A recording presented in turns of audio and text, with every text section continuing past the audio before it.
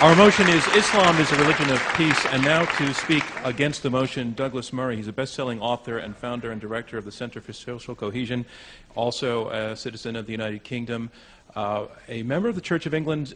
Until recently, you said that your study of the Quran, you said this in print, made you an atheist. That's right. I said Muhammad made me an atheist.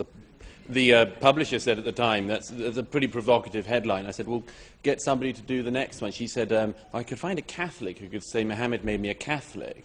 I said, how about trying to make it a three-part article and get a third one, somebody saying Muhammad made me a Jew? And that one would be the trouble. Douglas Murray, ladies and gentlemen. Well, thank you. Well, thank you. It's a great pleasure to be here tonight. I'm sorry to make this panel rather Brit-centric after my colleague Majid. This isn't an attempt by us to have a British takeover of the old colony or anything like that. But I was coming earlier from my own fallen empire, referring back to my friend and colleague Ayan's comments earlier, and I was reading the paper, as I'm sure all of you were doing earlier today. Majid finished his comments by talking about the importance of changing paradigms. I'm not sure this is about paradigms. I think it's about facts. Here are some facts in my newspaper earlier.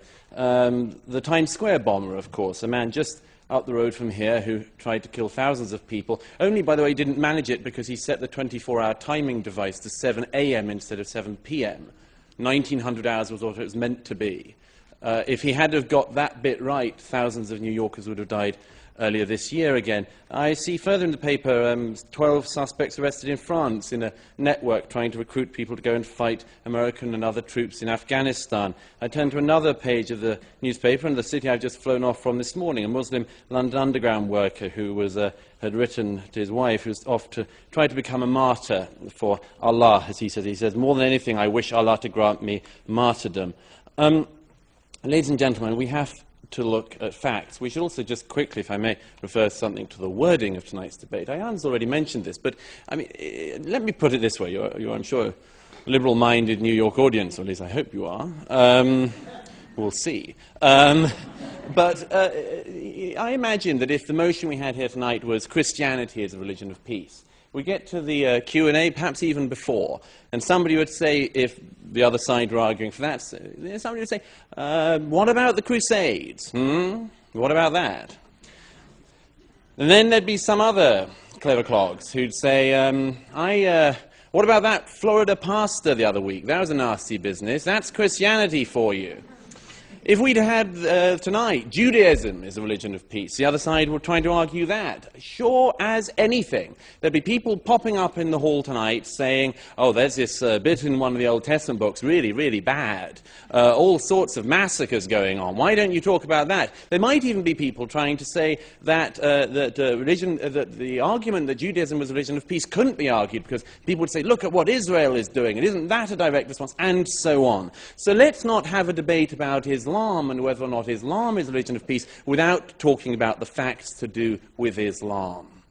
It's an absurd situation we're in, where nothing that anyone does whilst being Muslim is any responsibility of Islam's. Yet anything anyone does whilst being a Christian or a Jew is responsibility of all Christians, all Jews. Let's make this as straightforward as I can. Take the categorization that eminent scholars like Bernard Lewis, Ibn Warraq have made. Let's say Islam is a very, very complex thing. And the best way I can do this in the very short time I have is say you have three Islams. Islam 1, 2, and 3. Islam 1, the Quran and the life of Muhammad and the Hadith. Islam 2, the tradition of the Sharia. Islam 3, what Muslims do now. The first of those things, Islam, the Quran, and so on, is bad. It is bad. There is a lot of violence in it. And what's worse, the peaceful verses are superseded by the violent verses. The violent verses also, sadly, are more numerous in number. Then you've got the life of Muhammad. Again, a bad man. A very bad man, it has to be said. Not a great role model, if you look at it. Takes child brides, abuses a small girl, multiple wives, himself a warrior, himself a war criminal, himself beheads Jews.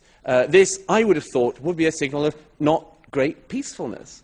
Then you've got the tradition of the Sharia. Again, not great peacefulness. Still, no schools of Sharia that people in this hall would want to submit to. And thirdly, what Muslims do now. Thankfully, there is some hope in that one. Because most Muslims, thank goodness, I almost said thank God, but old habits die hard. Most Muslims don't do what those texts say.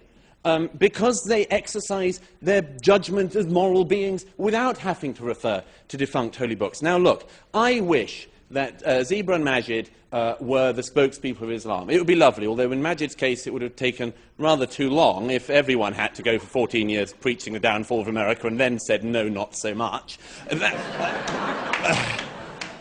But we are where we are. Anyhow, I wish they spoke for Islam. It would be great. But the fact is that tonight, the organisers of this debate asked a number of clerics. None of them would show. Specifically, they wouldn't show and debate against Ayaan Hirsi Ali. Myself, I don't think they cared. But no, it's very interesting that. They will not debate. Time and again, the actual leaders of your religion will not debate this. And you're left with people like we have here. The reason why is, of course, is that the leaders of the religion show such terrible lessons. It is not a small thing. It's not, as it were, a detail. It's not like a wacky Florida pastor. That you've got the largest Sunni state of Saudi Arabia, the most important Sunni state in the world, the most extraordinary closed prison of a society. It's not a detail, it's not a one-off nut job that the Shiite Republic of Iran is what it is, led by the people it's led by. That is not an accident, it's not a detail. The thing that worries me is that although tonight we hear from the fellow panelists here about how Islam is a religion of peace, the fact is that the people who are making the decisions in the religion, the people who are preaching in the religion, the heads of that religion, people like Sheikh Qaradawi, who broadcasts anti-Semitic, the most appalling filth every week on the main networks, that is the faith that's speaking for you guys. I wish that, Zeba, you were on every week on Al Jazeera, but you're not. Qaradawi is. The problem is that Islam is an unstable component, as a religion, an unstable component. 1,000 years ago, the Mu'tazilites tried to reform the religion. They were wiped out. The fact is that Islam is many things, many, many things. But to say it's a religion of peace is nonsense. It's to ignore reality. It's to ignore very difficult but necessary facts. Not paradigms, but facts. To say that Islam is a religion of peace is to say something based entirely on hope. It's to elevate a hope into truth. And I hope, as you all know, history teaches us that's a very bad thing to do. Thank you.